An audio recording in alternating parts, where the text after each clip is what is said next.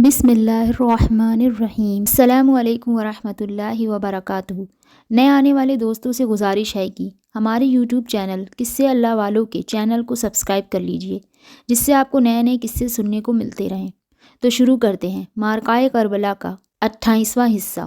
آپ سبھی ملاحظہ فرمائیے، ذکوان کو مدینہ سے آتے ہوئے اتنے جھٹکے لگے تھے کہ وہ دوبارہ بستر پر پڑ گیا تھا۔ اس وقت کچھ طبیعت سنبھلی تھی اور وہ فاختہ سے باتیں کر رہا تھا کہ سلیط آ گئے۔ سلیط سیدھے ذکوان کے پاس پہنچے اور اس سے پوچھا، کہیے آپ کی طبیعت کیسی ہے؟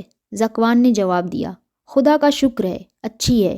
اس وقت بوڑھی عورت بھی وہاں آ گئی۔ پوچھا، بیٹا سلیط، کوئی اور خط تو کوفہ والوں کا نہیں آیا؟ سلیط نے جواب دیا، کل ہی 2 قاصد آئے تھے دادی جان۔ آج حضرت حسین نے وہ تمام خط گنے تھے جو کل تک کوفہ والوں کے آ چکے تھے۔ پورے 150 خط ہیں اور پھر کوفہ کے تمام بڑے لوگوں کی طرف سے ہیں۔ حضرت مسلم نے بھی لکھا ہے کہ ایک ہی دن میں 12,000 آدمیوں نے ان کے ہاتھ پر بیعت کر لی ہے۔ کوفہ والوں کو بڑا جوش و خروش ہے، وہ بڑی تیزی سے حضرت حسین کے سواگت کی تیاری کر رہے ہیں۔ پھر حضرت حسین نے بھی کچھ اپنا ارادہ ظاہر کیا۔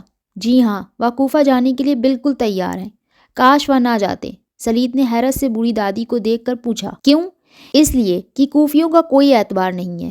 انہوں نے حضرت علی کو کوفہ میں بلایا، پھر ان کی مخالفت کی اور آخر میں انہیں شہید کر دیا۔ اس کے بعد حضرت حسن کا ساتھ دیا، لیکن جلدی ہی اپنے قول و قرار سے پھر گئے۔ ان کو ستایا، ان کو گھائل کیا۔ آخر کار وہ کوفیوں کے اس مزاج سے تنگ آ کر وہاں سے چلے گئے۔ یہ قصے پرانے ہو چکے ہیں دادی جان۔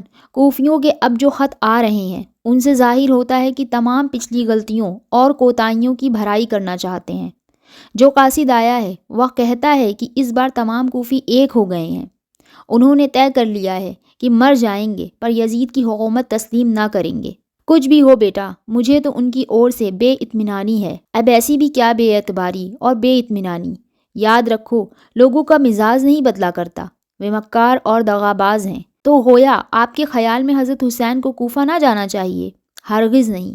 اگر میں ان کی خدمت میں جا سکتی تو عرض کرتی وہ ہرگز بھی وہاں نہ جائیں۔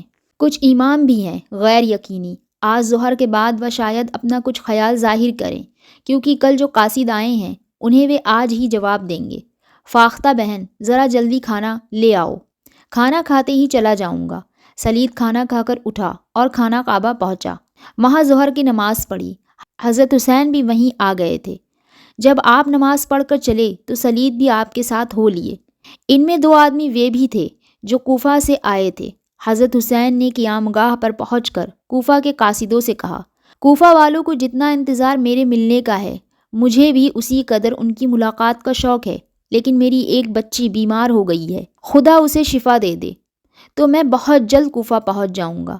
ایک قاصد نے کہا، یہ تو آپ نے سچ فرمایا، پر سنا ہے یزید کے کچھ ہمدردوں نے یزید کو کوفہ کے تمام حالات کی اطلاع دے دی ہے۔ کہیں ایسا نہ ہو کہ آپ کے پہنچنے سے پہلے ہی وہاں شامیوں کی فوج آ جائے اور اہل بیت کے ہمدرد اس سے لڑ پڑیں۔ تم تیزی سے واپس جاؤ اور کوفہ والوں کو میرا پیغام پہنچا دو کہ جب تک میں وہاں نہ پہنچ جاؤں اس وقت تک لڑائی سے پرہیز کریں۔ بات یہ ہے کہ میں مسلمانوں میں خوریزی نہیں چاہتا، البتہ یزید کو مجبور کرنا چاہتا ہوں کہ وہ اپنے خراب عمل کی وجہ سے اپنے بدلے کسی حقدار کو خلافت دے دیں، جسے اسلامی دنیا کے لوگ خلیفہ چنیں۔ لڑائی وغیرہ تو آخری چیز ہے۔ تو کیا آپ یہ سمجھتے ہیں کہ یزید ان باتوں کو مان لے گا؟ خدا دلوں کو پھیر دیتا ہے، کیا عجب ہے کہ یزید بھی سیدھے راستے پر آ جائے۔ اگر ایسا ہو جائے تو بہت ہی اچھا ہے، پر اس سے اس کی امید نہیں ہے۔ پر ہمارا فرض کوشش کرنا ہے۔ بصرہ والوں کو بھی اللہ کی کتاب اور اللہ کے رسول کی سنت کی دعوت دے رہا ہوں۔ ممکن ہے کوفہ والوں کی طرح وہ بھی تیار ہو جائیں۔ آپ کا خیال نہایت مناسب ہے۔ میں نے بصرہ کے کچھ سرداروں کے نام خط لکھے ہیں، آج ہی انشاءاللہ قاصد کو شام روانہ کروں گا۔ سلیط نے عرض کیا، میں بھی کچھ عرض کرنا چاہتا ہوں، کہو۔ حضرت حسین نے فرمایا، ابھی تک بہت سے لوگوں کو کوفیوں کے قول پر اعتبار نہیں ہوا۔ قاصدوں نے صفائی پیش کی، ہم کوفیوں کی گردنیں اس وجہ سے جھکی ہوئی ہیں کہ ہم میں سے کچھ لوگوں نے پہلے کچھ برائیاں کی تھیں، پر اس وقت سوائے ان کچھ لوگوں کے جو یزید کے ہمدرد ہیں، باقی سارا کوفہ اور کوفہ کے تمام سردار امام حسین کے تشریف لانے کا انتظار کر رہے ہیں۔ انہوں نے حلف اٹھایا ہے کہ وہ آخری دم تک امام حسین کے ساتھ رہیں گے۔ اس وقت کوفہ والوں میں بڑا جوش پھیلا ہوا ہے، 50 آدمی تو ہمارے ساتھ یہاں تک آنے کو تیار تھے۔ وہ تو بہت کچھ کہہ سن کر انہیں لوگوں نے روکا ہے۔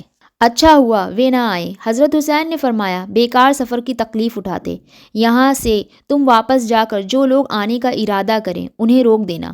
اب یہ بس کی بات نہیں رہی۔ میرا خیال تو یہ ہے کہ کہیں لوگ جوش میں آ کر چل نہ کھڑے ہوں۔ ہر لمحہ آپ کا انتظار کیا جاتا ہے۔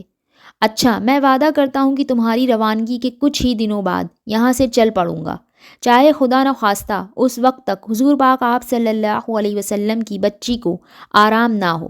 ہاں، میں یہ گوارا نہیں کرتا کہ میری وجہ سے لوگ پریشان ہوں۔ اگر میری بچی اس وقت تک اچھی ہو گئی تو میں اسے بھی ساتھ لاؤں گا، اور خدا نخواستہ اچھی نہ ہوئی تو یہاں چھوڑ جاؤں گا۔ کوفیوں نے خوش ہو کر کہا، خدا کا شکر ہے، آپ نے وعدہ کر لیا ہے۔